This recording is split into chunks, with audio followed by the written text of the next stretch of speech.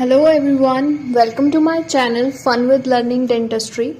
Myself Dr. Palak, and today we are going to discuss about the treatment of crown fractures. So we are not going to cover all the topics, but we are going to cover quite a few. So let's begin. Firstly, we talk about the treatment of fractured enamel.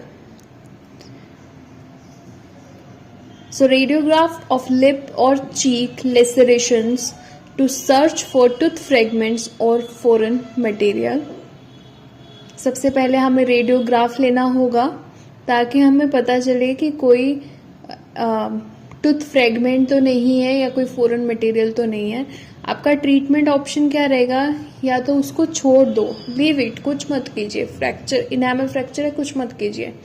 या फिर आप उसको sharp अगर edges हैं उसके तो उसको आप राउंड कर सकते हैं, या फिर आप फ्रेगमेंट को री अटैच कर सकते हैं, या फिर आप रीस्टोर कर सकते हैं. कॉम्पोजिट रेस्टोरेशन करके उसको दोबारा से आपने क्रिएट कर दिया, रीस्टोर कर दिया. देन आप फॉलो अप के लिए पेशेंट को बुलाइए. Clinical and radiographic control more than 6 to 8 weeks and 1 year.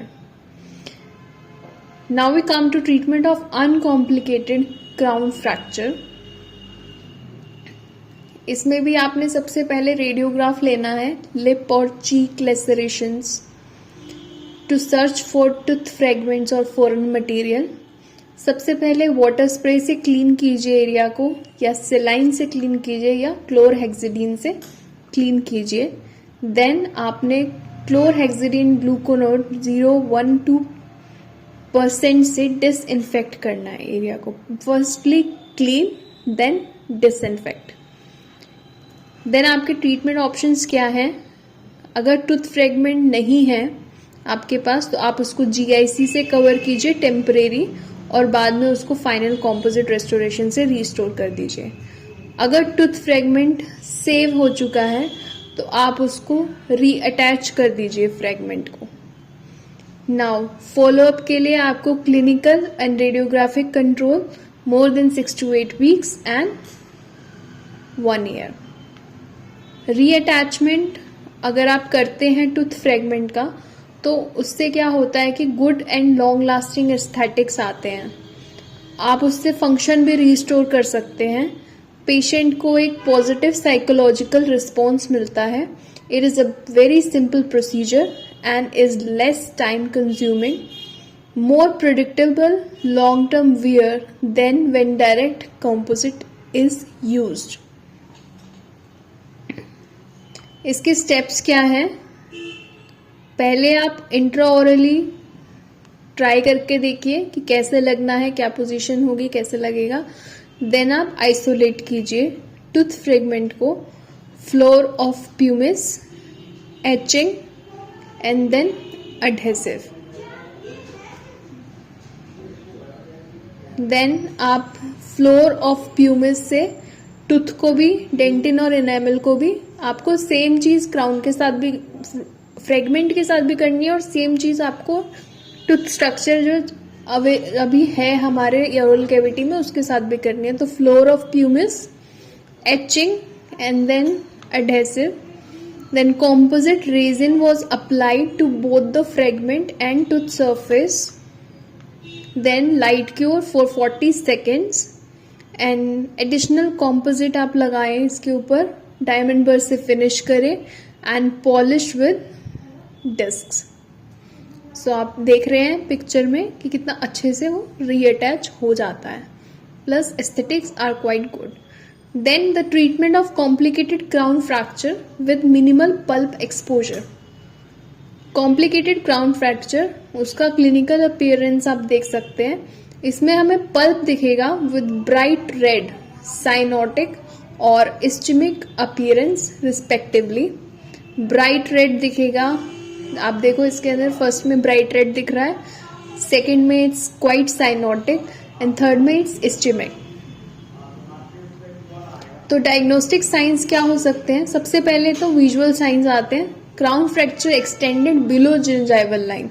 अगर जिंजाइवल लाइन से नीचे क्राउन फ्रैक्चर हुआ है तो आपको विजुअली ही दिख जाएगा. परकशन टेस्ट आप कर सकते हैं, टीओपी पॉजिटिव होगा, टेंडरनेस होगी परकशन के टाइम पे।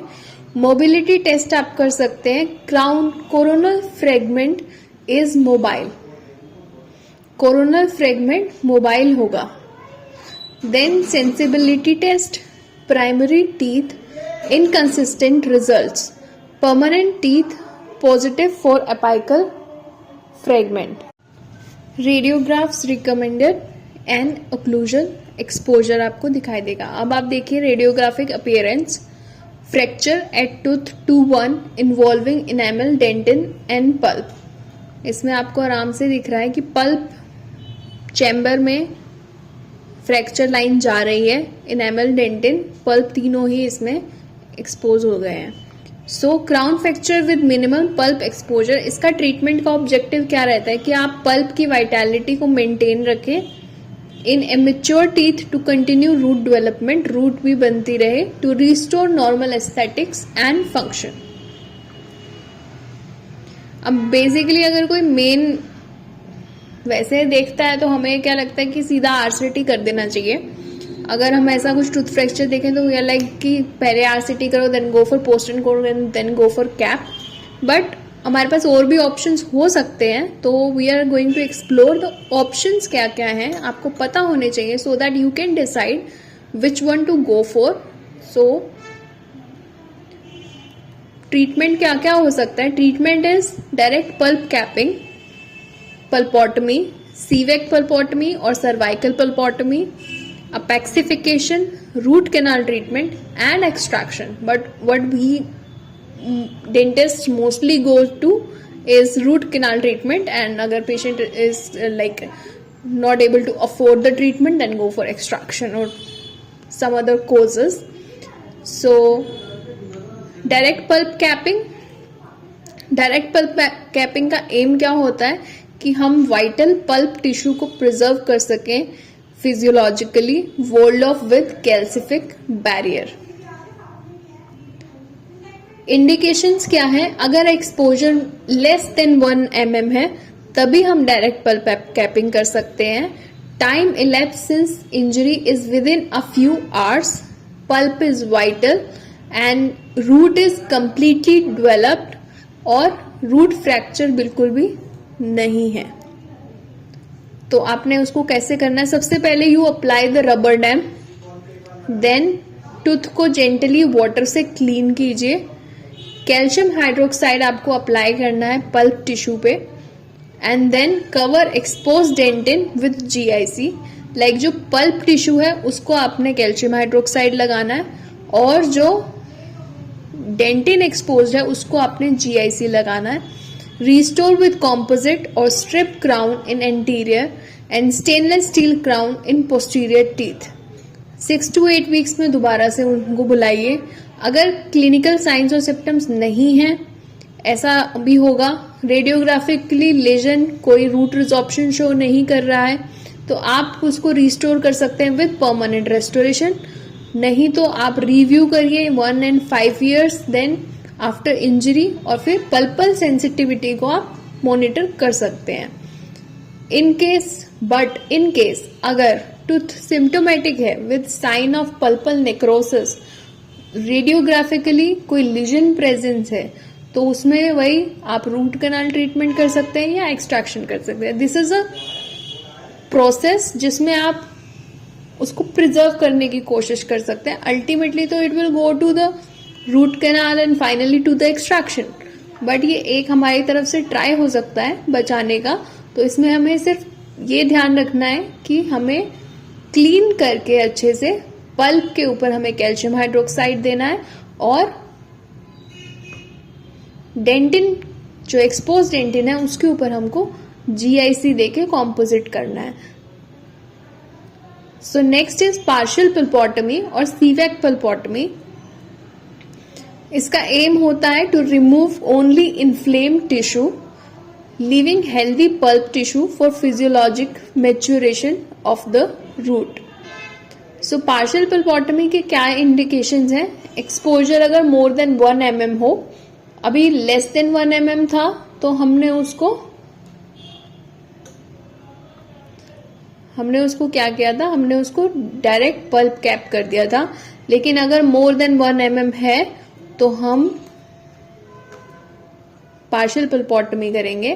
Time elapsed since injury is more than 24 hours, vital pulp, fractured primary teeth या फिर young permanent teeth with incomplete root development and the absence of root fracture भी नहीं है। Partial पल्पोटमी का क्या प्रोसीजर रहेगा, पल्प टिश्यू को आप रिमूव कीजिए क्योंकि इन्फ्लेम टिश्यू को आपको हटाना है, तो 2 mm एपाइकल आपको हटाना पड़ेगा एक्सपोजर से 2 mm बिलो आपको जाना पड़ेगा, एपाइकल जाना पड़ेगा। हेमरेज कंट्रोल करने के लिए आप सेलाइन का यूज कर सकते हैं या फिर डाइल्यूटेड सोडियम हाइपोक्लोराइड यूज कर सकते हैं 2.5% डाइल्यूटेड विद सेलाइन। आपने हेमरेज कंट्रोल कर लिया क्योंकि आपने जब पल्प टिश्यू हटाया तो काफी ब्लीडिंग हुआ। Then you cover the pulp with MTA और कैल्शियम हाइड्रोक्साइड, आप दोनों में से कुछ भी यूज कर सकते हैं। आप MTA भी कर सकते हैं, आप कैल्शियम हाइड्रोक्साइड भी कर सकते हैं, और उसके बाद आपको उसके ऊपर रेस्टोरेशन कर देना है GIC से या फिर कॉम्पोजिट रेस्टोरेशन से। देन आपको रीएवोल्यूशन करना है। Next is full coronal pulpotomy. In this the aim is amputation of inflamed pulp tissue from coronal chamber, leaving healthy tissue to enhance physiologic maturation of the root। आपने इससे पहले जो partial पल्पोटमी की थी उसके अंदर हमने सिर्फ जो इन्फ्लेम टिश्यू का 2 mm पार्ट ही हटाया था, बट इसके अंदर फुल कोरोनल पल्पोटमी में हम पूरा जो कोरोनल पल्प है उसको ही हटाएंगे। Indications are large contaminated exposure, ज्यादा एक्सपोजर है, ज्यादा ड्यूरेशन हो चुका है, time elapsed since injury, vital pulp है, fracture primary teeth, young permanent teeth with incomplete root development और रूट फ्रैक्चर नहीं है, तभी हम इसको करेंगे। इसको करने के लिए सबसे पहले आपको LA देना पड़ेगा, लोकल एनेस्थीसिया दीजिए, देन आइसोलेट कीजिए टूथ को with rubber dam, then caries को हटाइए, रिमूव कीजिए, एंड पल्प एक्सपोजर कहाँ से है वो आपने देखना है। Now remove the roof of the pulp chamber, remove the coronal pulp with large excavator और लार्ज राउंड बर। आप राउंड बर का भी यूज कर सकते हैं या फिर आप लार्ज स्पून एक्सकवेटर का भी यूज कर सकते हैं। Apply FS on a pledget of cotton wool for 4 minutes। FS like formocresol आप लगा सकते हैं इसके अंदर। फोर्मोक्रिसोल आप एक कॉटन वूल पे लगा दीजिए 4 minutes के लिए और फिर उसके बाद उसको हटा दीजिए and check that haemorrhage has stopped. Bleeding रुक जाए तो fill pulp chamber with the cement or you can use ZOE and restore the tooth with stainless steel crown।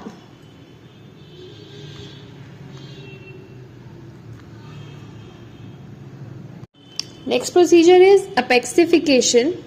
The aim of apexification is to induce either closure of the open apical third of the root canal or the formation of an apical calcific barrier against which obturation can be achieved। अगर open apex रहेगा तो आपका जो GP है वो ऑब्चुरेट बाहर हो जाएगा, एक्सटेंड हो जाएगा, तो आपको एक कैल्सिफिक बैरियर चाहिए कि उसके बाद आपका GP एक्सटेंड ना हो, या फिर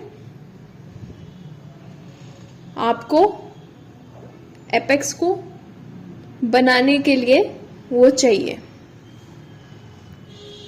क्लोज करने के लिए। ठीक है, तो एपेक्सिफिकेशन का इंडिकेशन क्या है? Large contaminated exposure more than 24 hours, necrotic pulp है, immature permanent teeth with open apex. Apexification के लिए हमें ओपन एपेक्स चाहिए ऑब्वियसली, क्योंकि हमें ओपन एपेक्स को हम एपेक्स क्लोज कर रहे हैं या बैरियर बना रहे हैं, दैट इज कॉल्ड एपेक्सिफिकेशन। और absence of root fracture. Next is our root canal treatment. इसका एम होता है to remove all the infected material from the pulp chamber और रूट कैनाल सिस्टम और filling the root canal with inert filling material. तो इसका indication क्या है, बहुत ज़्यादा बड़ा एक्सपोजर हो, मोर देन 24 आवर्स हो, पल्प नेक्रोटिक हो, परमानेंट टीथ हो जिसमें मेच्योर और क्लोज एपेक्स हो, और absence of root fracture. Then is extraction. If patient's condition do not permit early intervention, the potential for odontogenic infection must weigh against the advantages of preserving of fracture teeth. तो कभी कभी होता है कि ज़्यादा time हो गया तो इन्फेक्शन के चांस ज़्यादा हो गए, इन्फेक्शन हो गया तो आपको उसको निकालना ही पड़ता है, एक्सट्रैक्ट करना पड़ता है. तो this is the last thing to do. So this was all for this topic. So thank you very much for your time, and if you really liked my video then please do share, like and subscribe, and thank you so much for your time. Goodbye.